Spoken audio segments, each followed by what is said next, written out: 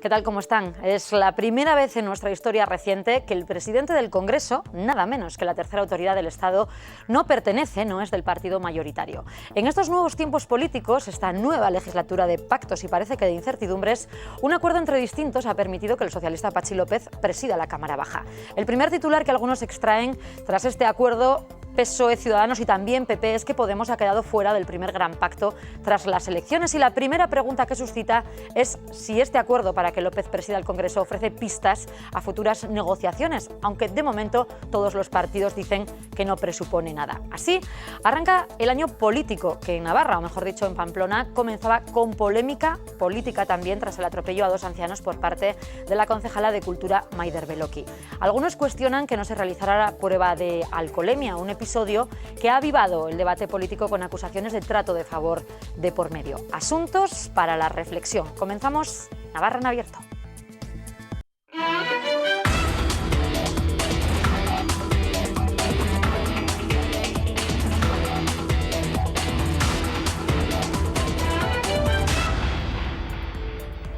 Proclamado presidente del Congreso de los Diputados, el diputado don Patxi López Álvarez. Es el momento en el que el socialista Patxi López era proclamado presidente de la Cámara Baja. Lo ha sido en segunda vuelta por mayoría simple gracias al pacto de su partido, como hemos visto, el PSOE con Ciudadanos, y al acuerdo no escrito por el que el PP retiraba su candidatura.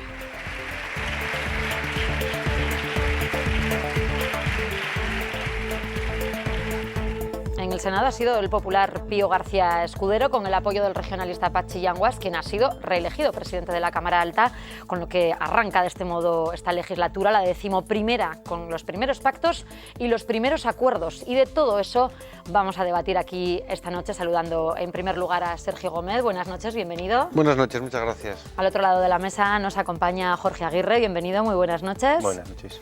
En este caso otro Jorge, Esparza, bienvenido, buenas noches. Buenas noches. Y cierra este turno de tertulia y debate Iñaki Aguirre. Gabón, buenas noches. Bueno, pues vamos a ver que muchas personas ya han dejado un titular de todo esto, ¿no? Que de lo vivido, de los tiras y aflojas, la primera conclusión que se extrae es que Podemos ya ha quedado fuera del primer gran pacto de esta legislatura. Pero vamos a ir primero con la noticia del nombramiento de Patxi López, cómo se han sucedido los hechos, y después lo analizamos. Era hoy objetivo de las cámaras. Patxi, por favor. Nada más pisar el patio, se sucedían las enhorabuenas previas. Siempre hay satisfacción, ¿no? Pero no, que no voy a hacer declaraciones. Y es que el pacto alcanzado ayer entre PP, PSOE y Ciudadanos hacía que todos le vieran ya como presidente del Congreso. ¿Qué tal, estás? Incluso los que no estaban en el pacto. Podemos. 1 a 1 votan los diputados. Primera votación, primer resultado, debía obtener mayoría absoluta y no lo consigue. Se ha de proceder a una nueva votación. Segunda votación, más apoyos que otro, y esta vez sí. Presidente del Congreso de los Diputados, don Patxi López Álvarez. Aplausos socialistas en pie y sentados el resto. Posada, el anterior presidente, recuerda la escuela de pactos que López hizo en Euskadi, donde fue lehendakari gracias a los votos del PP. Donde siempre ha habido muchos grupos, pocas mayorías absolutas. O sea, yo espero que lo haga bien. Y en su primer discurso, López anima a gestionar discrepancias poniendo el acento en lo que nos une. Dialogar, debatir y buscar entendimientos. La 11ª legislatura arranca, Se levanta la sesión. pero solo tomará velocidad si gana el acuerdo. Bueno, pues se vaticina que va a ser una legislatura de acuerdos, y no sabemos si lo visto hoy es el indicio de lo que puede pasar a futuro en el gobierno de la nación. Iñaki. Hombre, es un indicio, ¿no? No es que yo no creo que esté todo cocinado, pero es un indicio. El hecho de que se haya podido llegar a un acuerdo entre el PSOE y Ciudadanos, pues le sitúa al PSOE más fuerte en este momento de la negociación que al Partido Popular, eso es así. Y también el hecho de que el Partido Popular no haya presentado ningún candidato, pues da un poco, deja entrever que quizá estarían dispuestos a entrar también a ese acuerdo, ¿no? A ese tipo de componenda más o menos entre, digamos, parte del bipartidismo con los partidos, algún partido emergente como Ciudadanos que pueda ser más próximo al bipartidismo que otros, ¿no? Yo creo que sí que es significativo. ¿Lectura parecida? ¿Es significativo lo visto, escenificado esta mañana? A primera vista parecería lo lógico pensar que sí, es decir, Ciudadanos se ha manifestado en el sentido durante todas estas semanas de que creía que era positivo que hubiera un presidente del Congreso distinto a un presidente del Gobierno, por lo tanto entiendo que Ciudadanos y el Partido Popular se van a mantener en la línea de que sea Mariano Rajoy el presidente del Gobierno, pero al mismo tiempo ya hemos visto como Pedro Sánchez no vinculaba este acuerdo al futuro Gobierno de la Nación, sino que él se mantiene en la idea de tratar de llegar a acuerdos. Al mismo tiempo veíamos como Pablo Iglesias, por si ya era una la línea roja que había trazado del referéndum a Cataluña, trazaba una segunda, y era el hecho de que tuvieran 4 grupos parlamentarios, que no va a poder ser, y a mí, pues bueno, después de tanto que hemos ido a hablar de lo nuevo, lo viejo, la nueva política, a mí es que te diga que Podemos, un partido nuevo, de nueva política, que no hace pactos en los despachos, sino con la gente, que limite sus negociaciones al hecho de que ellos tengan más o menos grupos parlamentarios, pues no me parece muy nueva política, la verdad. Bueno, Pablo Iglesias ha venido a decir que Pedro Sánchez ya ha elegido. Pedro Sánchez, como bien dice Jorge, ha dicho que no está nada dicho, pero yo no sé si esto marca un camino y le hace más o menos fuerte a Pedro Sánchez, porque hay quien ya lo sitúa más cerca del Partido Popular y le deja en peores circunstancias para negociar con un posible socio que podría ser Podemos. Bueno, yo creo que el acuerdo que hoy se ha visto para la mesa del Congreso de los Diputados es única y exclusivamente para la mesa del Congreso. Así se ha reflejado en las declaraciones de Pedro Sánchez y de otros líderes socialistas. No ata para nada. Podemos se ha quedado fuera de la negociación porque ellos marcaban una línea roja que era querer tener 4 grupos independientes en el Congreso de los Diputados, y eso no ¿Consideráis podía... una presunción inasumible? En principio todo parece indicar por el reglamento del Congreso de los Diputados que no podía ser, y bueno, pues ellos han decidido que no querían estar, y bueno, yo creo que el acuerdo al que se ha llegado para la mesa única y exclusivamente del Congreso refleja la pluralidad del Parlamento, del Congreso de los Diputados. Están las 4 fuerzas mayoritarias representadas. Evidentemente, yo creo que es un buen acuerdo, y a partir de ahí lo que venga después con las negociaciones para conformar gobierno están fuera y están alejadas de lo que ha ocurrido hoy. Sí, con el tema de los grupos parlamentarios de Podemos, el reglamento es muy claro, ¿no? Para poderlo constituir debería haberse enfrentado en la misma lid electoral con la matriz, algo que no ha sucedido. Lo mismo que venía sucediendo con el Partido Socialista de Euskadi y con el Partido Socialista de Cataluña.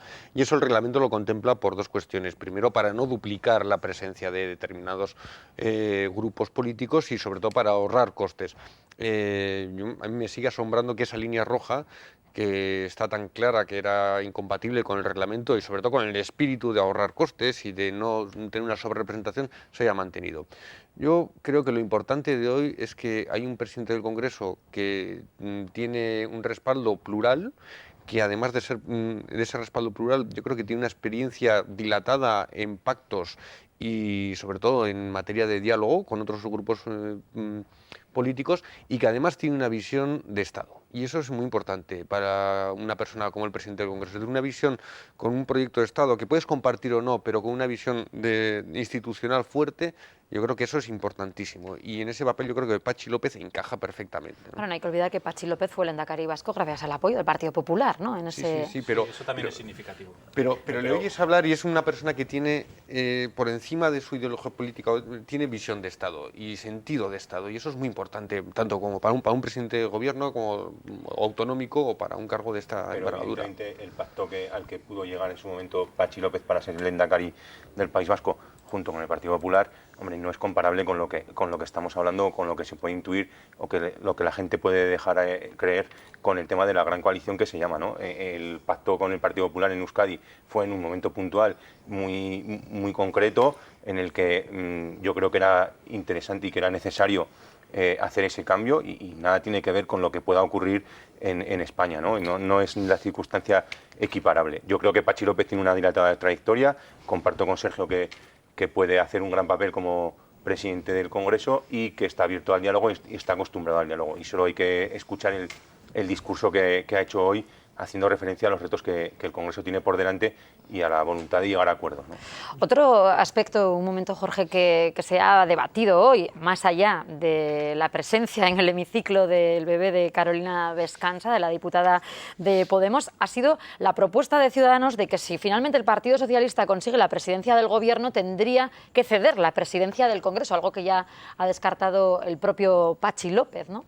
Yo por eso hablábamos de que era un buen acuerdo. A mí, sinceramente, me parece un acuerdo como muy equitativo en base a la representación que tienen cada uno de ellos, siempre y cuando la presidencia del Gobierno recaiga en alguien del Partido Popular. Es decir, sí que me parece que puede servir de contrapeso, pero claro, me parecería bastante injusto el hecho de que el Partido Socialista, que tiene 30 escaños de diferencia con el Partido Popular, aspirar a ostentar la presidencia del Gobierno y también la presidencia del Congreso de los Diputados. Yo, la verdad es que Patxi López no está entre mis debilidades políticas y no estoy tan de acuerdo con lo que habéis dicho vosotros. Es decir, no creo que llegara a ser lehendakari, ni mucho menos por su capacidad de pacto. Es decir, yo creo que el Partido Popular del País Vasco fue extremadamente generoso cuando llegó el momento. Creo que era un momento histórico. Y creo que el Partido Popular estuvo a la altura de las circunstancias de ese momento, pero no tengo tan claro que el Partido Socialista y que Patxi López en concreto durante su legislatura estuviera a la altura de las circunstancias del apoyo que el Partido Popular le había dado. Es decir, creo que es una de las personas más desagradecidas en cuanto a los apoyos políticos que ha recibido a lo largo de su carrera y bueno, pues muestra hoy la abstención del Partido Popular. Espero que sea a costa de la presidencia del Gobierno, porque si no, si es que entonces me parecería un tanto desleal. Que se pretenda pensar que porque el Partido Popular tiene 30 escaños más que el Partido Socialista tiene el derecho a ser presidente del Gobierno, creo que es no entender cómo funciona el sistema parlamentario español. Porque el sistema parlamentario español no es un sistema presidencialista, es un sistema en el que los parlamentarios son los que eligen al presidente. No elegimos los ciudadanos a quién es el presidente, sino elegimos a nuestros representantes en el Congreso de los Diputados y que sean ellos los que se pongan de acuerdo en quién es el presidente del Gobierno. Y el Partido Popular tiene que mirar qué ha hecho estos 4 años atrás, con su mayoría absoluta, para darse cuenta de que no puede dialogar con nadie, de que no tiene ningún partido en el Congreso de los Diputados con el que llegar a acuerdos, bueno, salvo tal vez ahora Ciudadanos. Sin embargo, el Partido Socialista, y termino ya, Jorge, sin embargo, el Partido Socialista ha demostrado con las negociaciones ante la mesa del Congreso o en otras etapas que tiene capacidad de diálogo, capacidad de negociación con partidos a derecha e izquierda. Ha intentado negociar con Podemos no ha querido, ha negociado con Ciudadanos y se demuestra que tiene capacidad de diálogo. Y lo que tenemos que entender es que en el sistema político español son los diputados los que eligen al presidente. Y si el Partido Popular, con sus 123 diputados, no tiene la capacidad, pues el Partido Socialista tiene la autoridad para empezar a plantear posibilidades de gobierno alternativas al Partido Popular, que es el que no puede formar gobierno. No, que el Partido Socialista tiene posibilidad de negociar con unos y con otros y de pactar, obviamente ya ha quedado claro. Es decir, no sé si son 6 o 7 comunidades autónomas en las que gobierna con Podemos, lo mismo que con Ciudadanos, es decir, y ha llegado a un acuerdo con el Ciudadanos de Albert Rivera, que hace 3 meses le denominaban las nuevas generaciones del PP o las derechas. Es decir, ha llegado a acuerdos ahora. ¿Por qué? Porque a cambio le dan el sillón para él. Yo no sé si el Partido Socialista es tan generoso a la hora de pactar cuando no es él el que recibe los puestos. Si hubiera sido capaz de llegar a acuerdos con Podemos y con Ciudadanos para entregar la presidencia del Congreso a un diputado de Ciudadanos. Pues Manuela Carmena no gobierna solo con los concejales de Podemos en Madrid. O sea, demostraciones de que el Partido Socialista es capaz de negociar estando en la alcaldía o en la presidencia o no, las hay. Y volvemos a repetir lo mismo. El Partido Popular tiene que ver lo que ha hecho estos 4 años para no poder formar gobierno siendo la lista más votada. El acercamiento de las últimas horas, de ayer más concretamente, del Partido Socialista con Ciudadanos ha dinamitado la posibilidad de acuerdo con Podemos. ¿Es una cruz que se queda en el camino marcada o se aliviarán las posturas? Porque hoy incluso hay quien hablaba de que el enfado acérrimo de Pablo Iglesias era incluso sobreactuado. Yo no creo que ese puente haya volado todavía. O sea, sí que es un paso en la dirección de poner a Pedro Sánchez como presidente del Gobierno de España y habrá que ver si eso se hará con el apoyo de Podemos y de qué manera. No creo que haya volado ese puente. De todas maneras, estas cosas de la presidencia de la Cámara no es tan relevante como como nos quieren hacer creer. Sí que es relevante, puede bloquear debates, puede bloquear comparecencias y en la legislatura anterior se ha visto, se han bloqueado comparecencias, se han bloqueado comisiones de investigación, se ha bloqueado la actividad parlamentaria y eso es fundamental. ¿Pero el presidente o la mesa? La mesa que tenía mayoría absoluta, mayoría absoluta el Partido Popular. Y ahora la mesa, yo creo que va a estar en manos, no nos hemos quizás percatado de eso, va a estar en manos de Ciudadanos, porque es el que hace de bisagra en esa mesa, porque es el que puede bloquear, tanto en un sentido como en otro. Yo creo que en política todo es posible, y yo no comparto en absoluto lo que has dicho el Partido Popular respecto a la legislatura pasada. Se abre un momento nuevo, estamos en el 2016 y los problemas de ahora son diferentes a los que había hace 4 años, y por lo tanto las soluciones pueden ser diferentes. Yo creo que no se ha dinamitado ningún puente por esta votación. Quizás el puente que pudo haber entre Podemos y el Partido Socialista ya se dinamitó antes, poniendo aquellas líneas rojas que son absolutamente imposibles de cumplir. Yo creo que Podemos no quiere gobernar en España, no está dispuesto ni tiene gente preparada como para hacerlo y prefiere estar en un segundo plano. Hoy podía haber llegado a un acuerdo, olvidándose y cumpliendo el reglamento y entrando al pacto, y ha sido la primera demostración que no quiere. Yo entiendo que en los próximos meses va a ser muy interesante porque cualquier cosa es posible. Decía Sergio que había pasado inadvertida la configuración más extensa, ¿no?, de la propia mesa del Congreso, y también inadvertido, de momento, en este debate es que 5 diputados navarros han prometido jurado hoy sus cargos, 2 de UPN, 2 de Podemos y 1 del Partido Socialista. Hoy hemos coincidido con ellos allí en el Congreso y hemos conocido qué impresiones les ha dejado esta jornada de hoy. 5 diputados navarros de 3 grupos inician hoy la nueva legislatura en el Congreso, una etapa complicada por la fragmentación inédita del hemiciclo que requerirá diálogo. De hecho, ya ha comenzado con un pacto para la mesa, con el socialista Patxi López como presidente. Y si este acuerdo para constituir la mesa del Congreso sirve para constituir posteriormente el Gobierno de España, para dar estabilidad, para dar progreso, para la generación de empleo y para la recuperación definitiva de España, bienvenido sea. El Partido Socialista, el Partido Popular y Ciudadanos han demostrado que tienen mucha más facilidad para ponerse de acuerdo cuando hay que repartir sillones que cuando hay que trabajar para resolver los problemas de la gente, ¿no? Este es un buen comienzo y ahora pues quedan unas semanas, no cabe duda, de continuar los diálogos entre los grupos políticos para conformar gobierno. Se da la circunstancia de que los portavoces de las 3 formaciones con diputados navarros, UPN, PSN y Podemos, son debutantes y viven su primer día de cole. Todavía estoy en una nube lleno de ilusión, de muchísima responsabilidad. En la tele parece un poquito más espectacular, aquí más humano. Hay mucho compañerismo entre todos los diputados y diputadas, independientemente del grupo en el que estemos. ¿Qué esperan aportar desde Navarra a esta legislatura?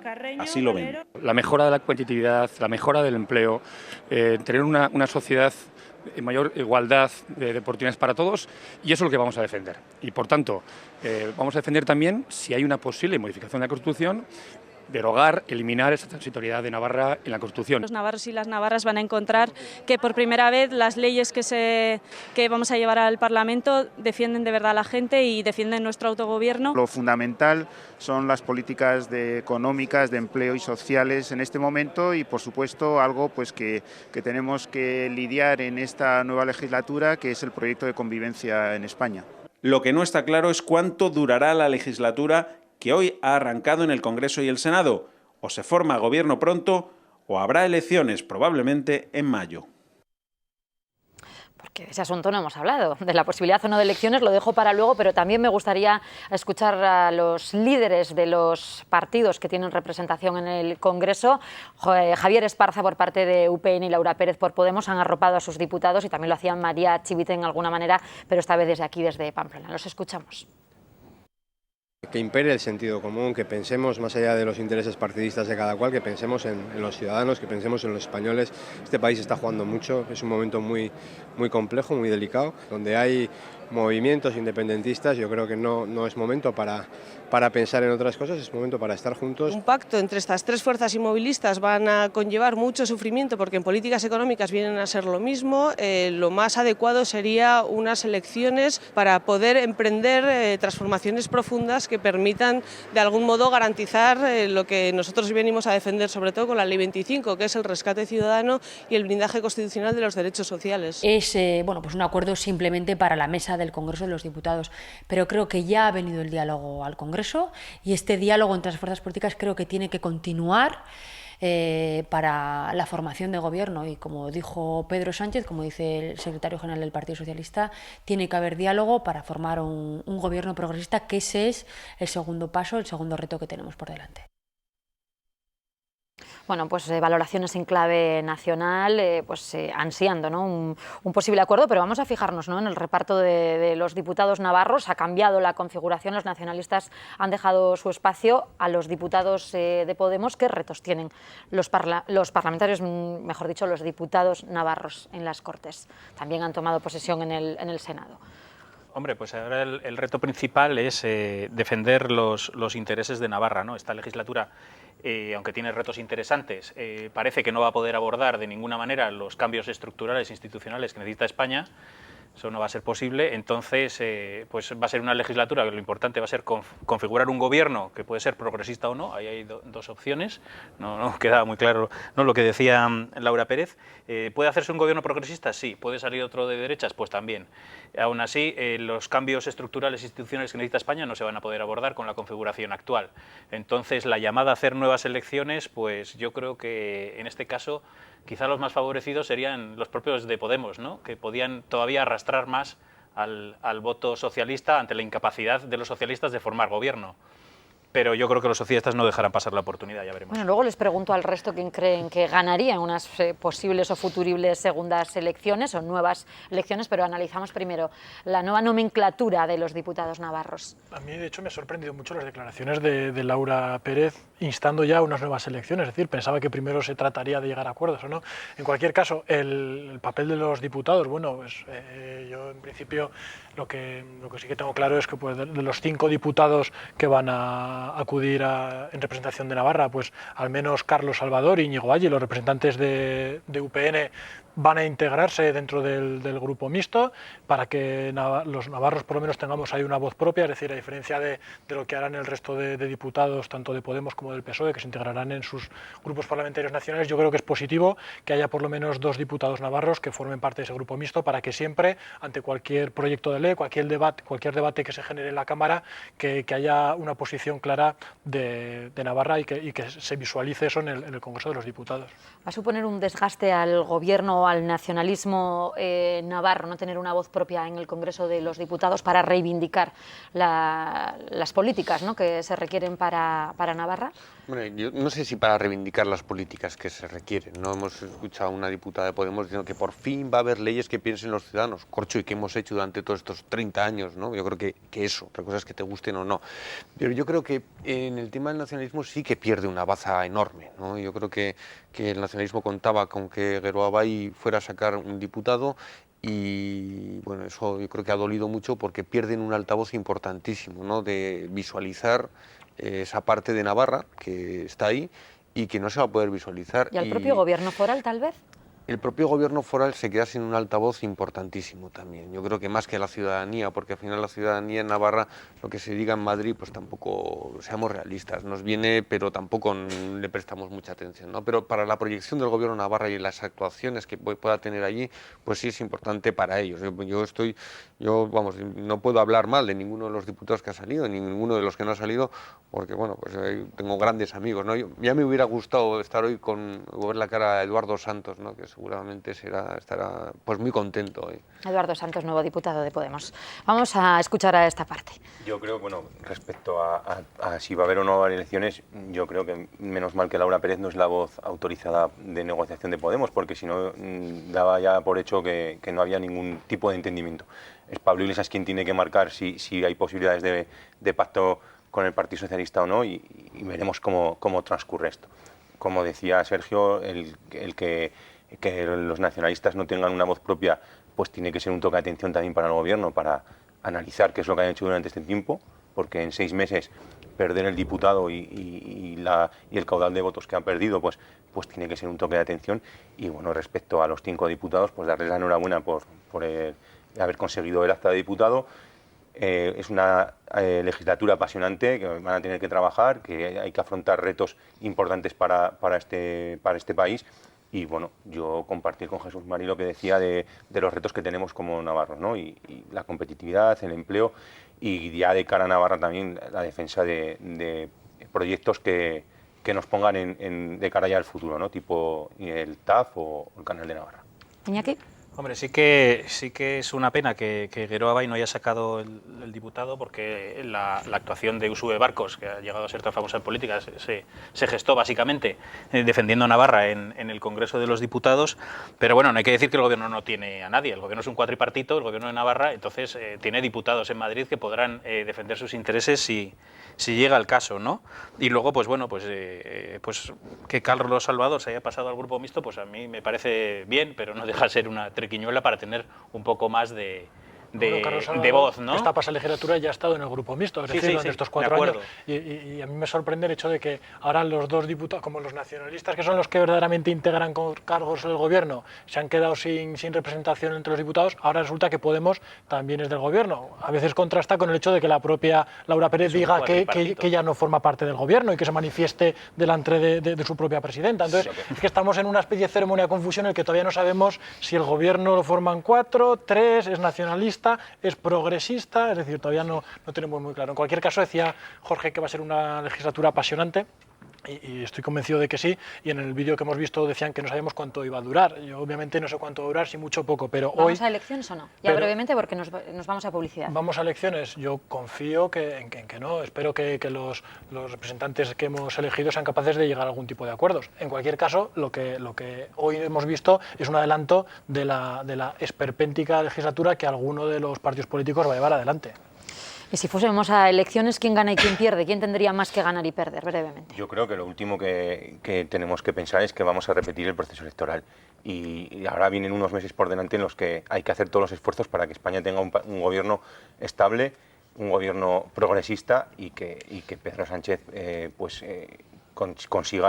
tenga la capacidad para formar gobierno. Yo creo que el Partido Socialista podría salir reforzado por todo este proceso de negociaciones que viene por delante. Hasta aquí veíamos sobredimensionado el asunto del Senado, pero no hay tiempo para más. Publicidad, y a la vuelta seguimos hablando esta vez de política municipal y la polémica que salpica a la concejala de H. Bildu, Maider Beloki.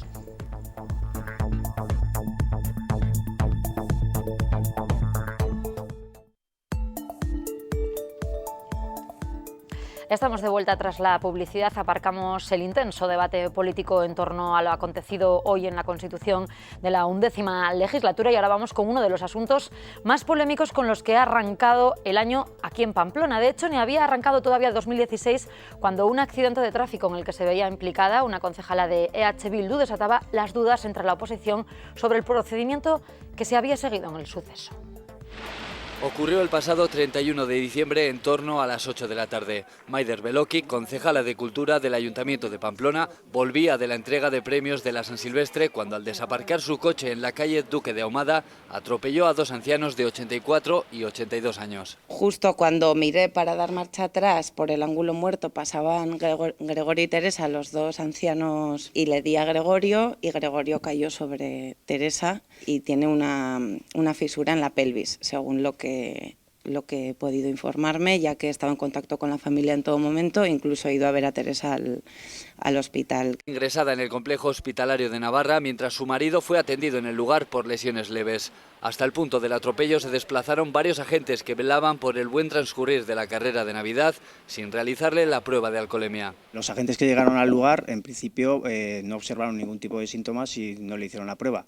Aunque sí que viene reflejado en los protocolos que hay que hacer prueba en todos los accidentes de tráfico a los implicados, el agente tiene la suficiente potestad como para decidir en un momento dado si hace la prueba o no la hace. Al final, los agentes llegan allí y tienen que hacer una serie de priorización de actuaciones. Ellos no observan síntomas de alcohol ni en los heridos ni en Maider y entonces se dedican a hacer lo que creen que es más urgente. El atestado sigue su curso y se ha pedido un informe a los agentes actuantes para conocer los motivos por los que no realizaron esta prueba, incluida en todos los protocolos de actuación. Se solicitan cuando un agente ha actuado de una manera diferente a lo que dice el protocolo.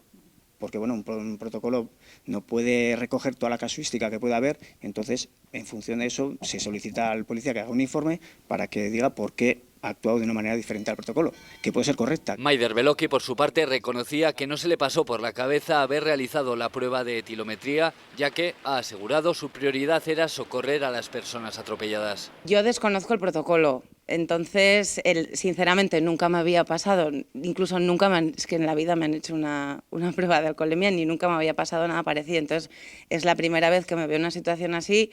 Al final, bueno, pues tu instinto es socorrer a las personas que has podido hacer daño. Entonces, es que ni se me pasó por la cabeza. En cualquier caso, la hubiera hecho sin ningún problema.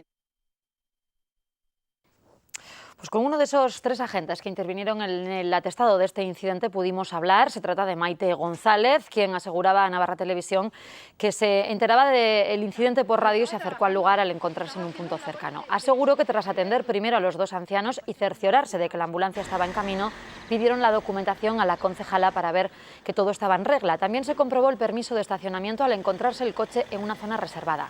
La agente de policía matizó que no se trata de un atropello, sino de un leve golpe y recordó que es la autoridad de la agente decidir si se realiza la prueba de alcoholemia según lo establecido en la ley de tráfico.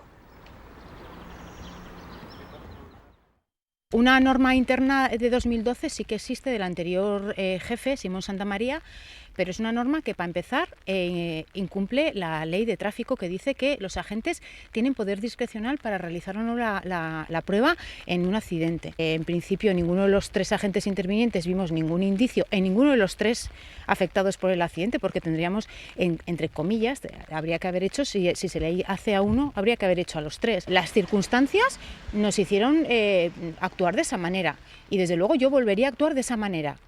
Yo considero que hicimos una actuación impecable, los 3 agentes intervinientes. Bueno, pues el asunto ha adquirido una importante relevancia en lo político y sobre esto queremos ahondar con acusaciones incluso de trato de favor hacia la concejala de Cultura. Vamos a abrir el debate y vamos a hacerlo con Sergio. Adelante. Bueno, yo llevo ejerciendo como abogado en Pamplona, yo creo que 17, 18 años, y es la primera vez que veo un accidente con 2 personas atropelladas y además de cierta edad y que son trasladadas a un complejo hospitalario en el cual no se practica una prueba de alcoholemia. Por lo tanto, desde el punto de vista profesional llama muchísimo la atención que no se practicara esa prueba de alcoholemia por parte de los agentes intervinientes. Como ciudadano, la verdad es que a mí también me han tocado cosas parecidas y siempre me la han hecho. Yo lo que no entiendo es por qué o sobre qué circunstancias un agente de la autoridad puede determinar el saltarse una orden de un superior, que en el fondo es la autoridad, porque un agente, un policía no es más que un agente que depende de la autoridad. ¿Por qué un policía municipal y en qué circunstancias puede determinar y sobre qué indicios puede determinar practicar una prueba o no? Cuando aquí hay un indicio que es claro, que es que se ha producido un accidente que no tenía por qué haberse producido, porque en el fondo por eso es un accidente y una de las posibles causas siempre es esa. Yo no sé si ha habido un trato de favor o no, que ha habido una actuación desde mi punto de vista y ejerciendo mi libre opinión, yo creo que arbitraria, y que la gente ahora mismo en Pamplona y en Navarra está pues diciendo pues que ya no va a hacerse la prueba de alcoholemia, lo cual es un error, ¿no? Es decir, yo creo que la ley nos tiene que tratar a todos por igual y esa orden de Simón Santamaría va en ese camino. Es decir, cuando hay un atropello, cuando hay un accidente, cuando se le practica la prueba a todo el mundo, que no pasa nada por practicarla 5 o 10 minutos después de haber atendido a los heridos, si es que los hay, como en este caso. Iñaki. A mí la verdad es que yo creo que esto que estamos discutiendo no viene a este caso, sino al caso que sucedió en la legislatura anterior con el concejal Ignacio Polo, ¿no? Que aquello sí fue un caso muy sonado y al final pues hubo problemas para hacerle la prueba, se retrasó, aún así dio positivo y tuvo que dimitir, ¿no? Y al hilo de esto, pues claro, pues hay gente que dice, bueno, y con toda la razón, dice Sergio, ¿por qué a unos se les hace la prueba de alcoholemia y a otros no, ¿no?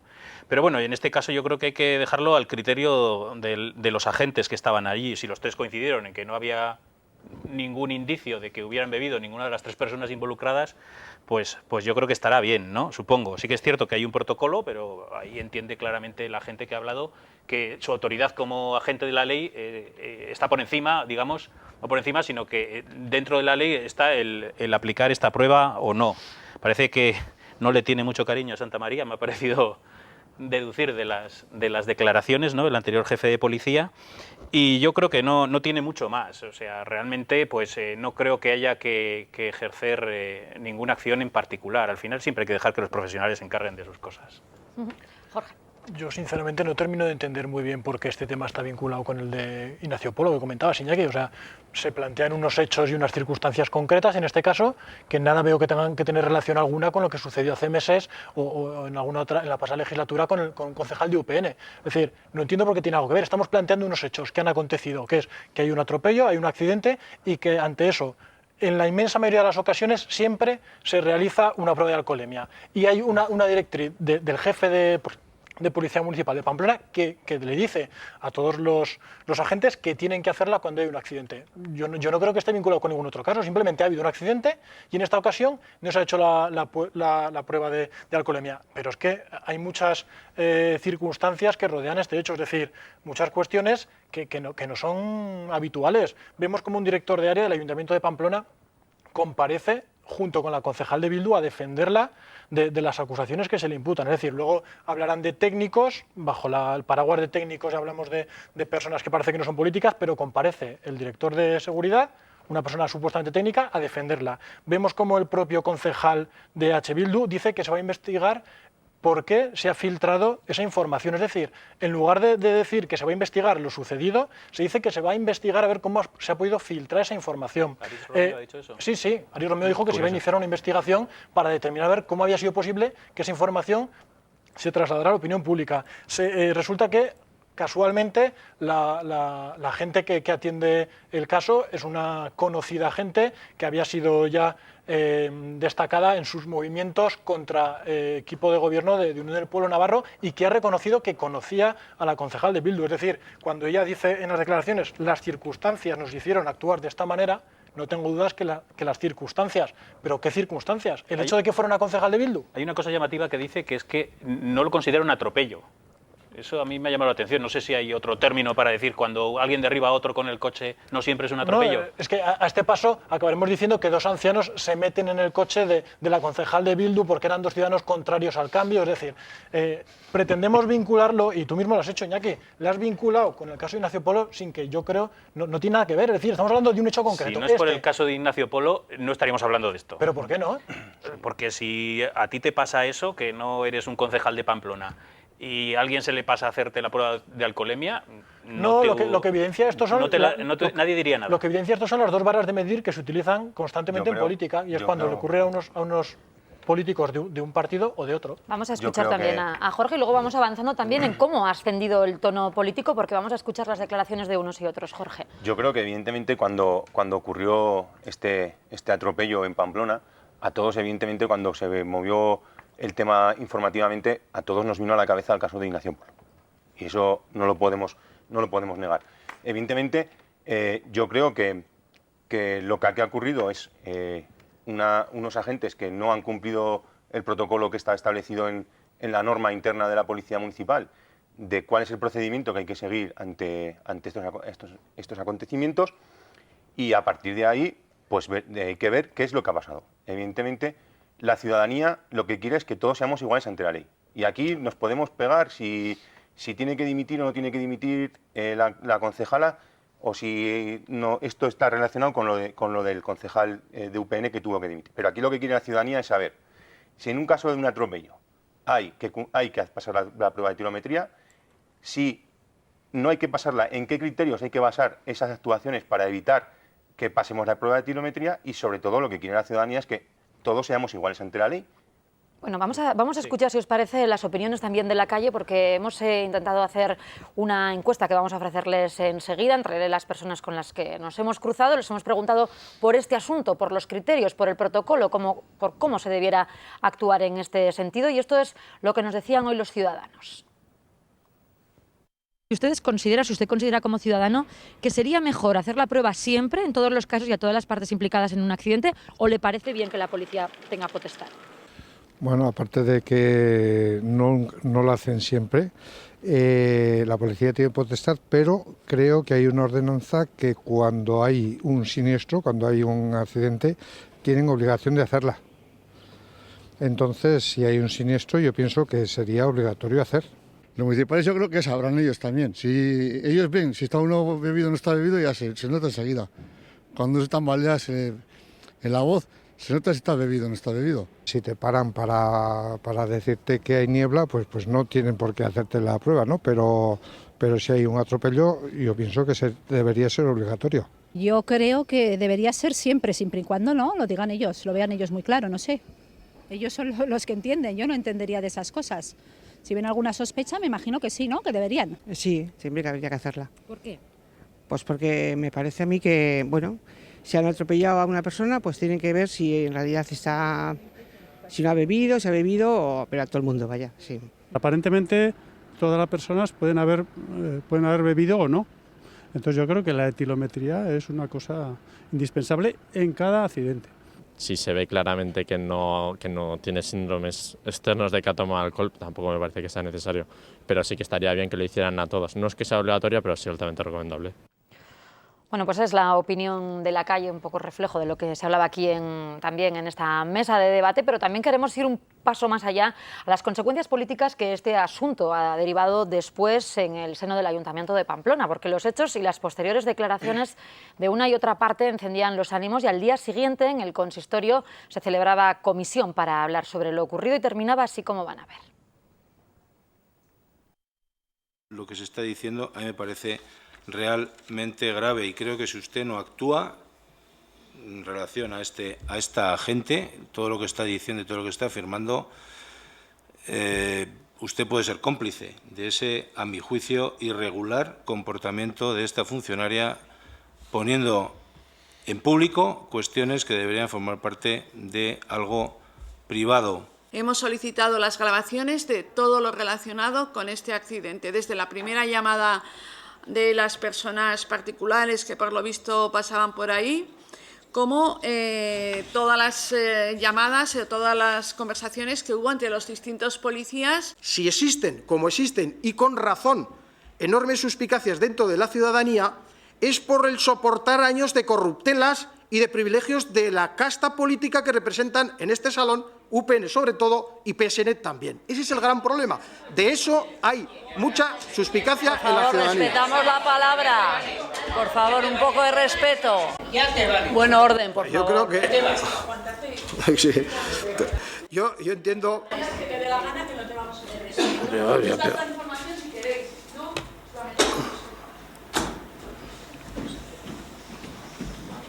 Yo...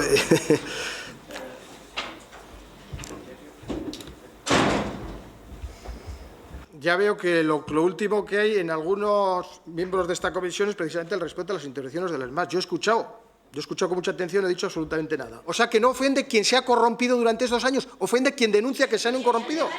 Bueno, Abaurrea jauna, bukatu. Bueno, ¿cómo que no? Bueno, a ver, un momento. Bukatu. Vale, aski, vale. ¿Soy corrupto? Bueno, yo he dicho... Respetamos el turno de palabra. ¿Soy corrupto? Dímelo. Pues no estás en el uso de la palabra. Y si me dejas intervenir, me lo explico. Unión del Pueblo Navarro ha pedido la reprobación del concejal José Abaurrea por esta situación. La concejal socialista Maite Esporrín ha informado también de que se le pidieron disculpas a través de un correo electrónico, pero solicitaría que se hicieran en un foro similar. Bueno, el asunto ha ido subiendo la temperatura política, ¿no?, en el seno del consistorio. Sergio. Pues es que es terrible, ¿no? O sea, yo creo que las imágenes lo dicen todo. O sea, el que pide respeto es el que primero falta el respeto, ¿no? Y llama la atención cómo, una vez más, cuando se produce un cambio político, quienes han estado acostumbrados a decir muchas bravuconadas desde la oposición y están acostumbrados única y exclusivamente a pedir cuentas y a pedirles a los demás que hagan y a exigir responsabilidades, pues cuando tienen que tomar ellos las responsabilidades intentan mantener la misma postura y echar la culpa a los demás, que es lo que ha pasado aquí. Y en lugar de decir, oiga, me parece mal que el director del área, como bien ha dicho antes Jorge, comparezca con la interviniente en un accidente de tráfico que me parece que es absolutamente impresentable, o cuando el concejal del área no ha tomado una determinación clara y contundente contra esa gente que ha incumplido una norma interna del ayuntamiento vulnerando la igualdad de todos los pamploneses, se pida y se hagan este tipo de declaraciones. Me parece que esta gente está perdiendo el norte y no son capaces de asumir una responsabilidad política que en un primer momento no tenía por qué haberla habido, pero de sus propias actuaciones y de su propio querer tapar el incidente, del cual yo entiendo que la señora Beloki no tiene ninguna culpabilidad, pues parece que por intentar tapar eso, en el cual no tiene ninguna responsabilidad, pues se están metiendo en un jardín en el que yo no sé cómo van a terminar, porque hay amenazas de denuncias, no solo entre los intervinientes, sino entre gente que ha podido opinar libremente. Y claro, y a mí, de verdad, y con esto termino, ver a una agente o a una funcionaria pues ir de turnet por los medios de comunicación explicando lo que tiene que explicar, en lugar de explicarlo en su puesto de trabajo, pues la verdad es que como ciudadano no me gusta nada. Iñaki. Pues en parte te voy a dar razón. Sí, realmente no es normal que haya salido ahí en la televisión explicando su actuación, ¿no? Cuando ya el director de Seguridad Ciudadana le ha pedido un informe en la cual tiene que explicar por qué no siguió el protocolo en este caso, ¿no? Lo normal es que a estas alturas hubiese escrito el informe y el director de Seguridad Ciudadana lo hubiera presentado. Y digo, pues estas fueron las razones. Y no que vaya directamente a hablar de esto en la televisión, que hay que evitarlo en la medida que eres un funcionario público, ¿no? Yo, de todas maneras, creo que Xabier Ibáñez acudió a dar explicaciones no para defender a la concejala, sino para defender a la gente, que es lo suyo, que es su trabajo. Cuando alguien bajo sus órdenes ha tomado una actuación que puede ser discutible, pues él, como superior, tiene que dar explicaciones, ¿no? Entiendo que eso es lo que hacía, ¿no?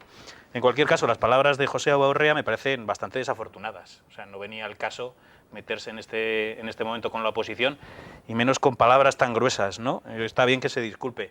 De todas maneras, a mí, en una ocasión en que me tocó ser concejal, tuve que escuchar estas cosas y muchas más gordas. O sea, también me ha sorprendido que se levantaran ahí Maite Esporrín y... ¿no? ¿Quién era el otro?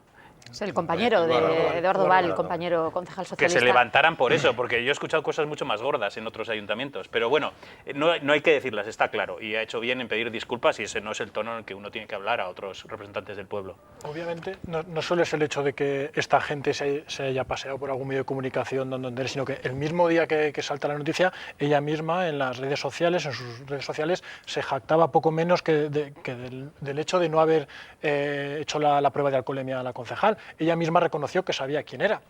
En cualquier caso, hay unas declaraciones que todavía a mí me parecen casi más graves todavía que las que hemos escuchado de José Abaurrea ese día de la comparecencia.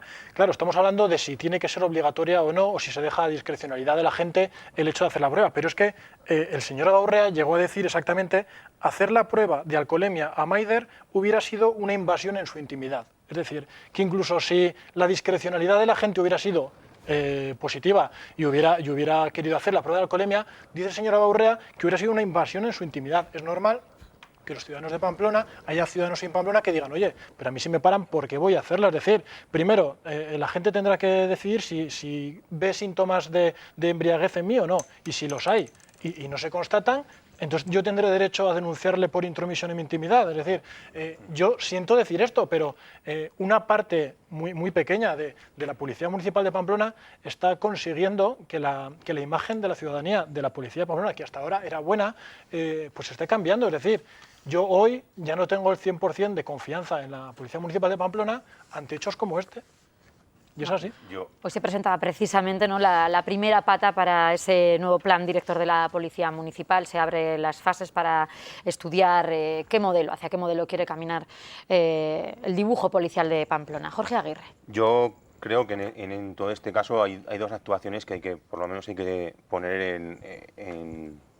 en manos de todo el mundo, y que son la actuación de la gente, de la policía, que evidentemente en las redes sociales y en los medios de comunicación, haciendo declaraciones sobre lo acontecido, y como decía el compañero, como decía Jorge, incluso en las redes sociales reconociendo que conocía a la concejala y dejando nuevamente en la ciudadanía la sospecha del por qué se han hecho esas cosas.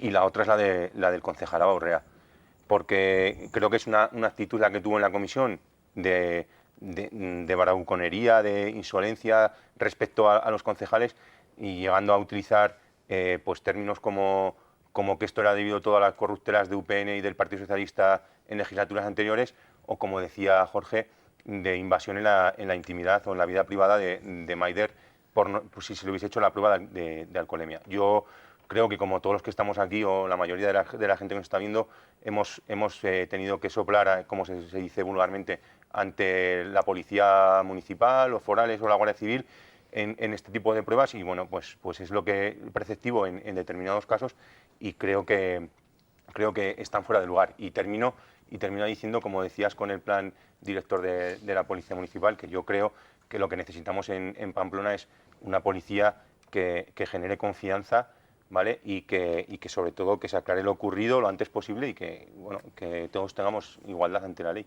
Muy breve. Por cierto, que el concejal de Seguridad Ciudadana, Aritz Romeo, ha asegurado hoy que ya se están ultimando los informes de los técnicos para esclarecer lo ocurrido. Y ya para acabar, Jorge, estamos fuera de tiempo. Precisamente al hilo de eso decía Sergio que estos grupos que están tan acostumbrados a la oposición a pedir explicaciones y a demandar enseguida información. Estamos a día 13 de enero, esto aconteció el día 31 de diciembre. Todavía no se tiene el informe y todavía no se han puesto a disposición de los concejales las grabaciones que el Partido Socialista ha pedido. No entiendo por qué no se pueden poner a disposición de los responsables políticos. Bueno, pues como decía, esos informes, dice el concejal de Seguridad Ciudadana, llegarán en breve y estaremos muy pendientes. No hay tiempo para más, para el análisis, la reflexión. Gracias a los cuatro por habernos aportado vuestra visión y opiniones al respecto. Muy buenas noches. Y a ustedes, lo dicho, les esperamos la próxima semana, como siempre, en un nuevo foro aquí en Navarra en Abierto. Adiós.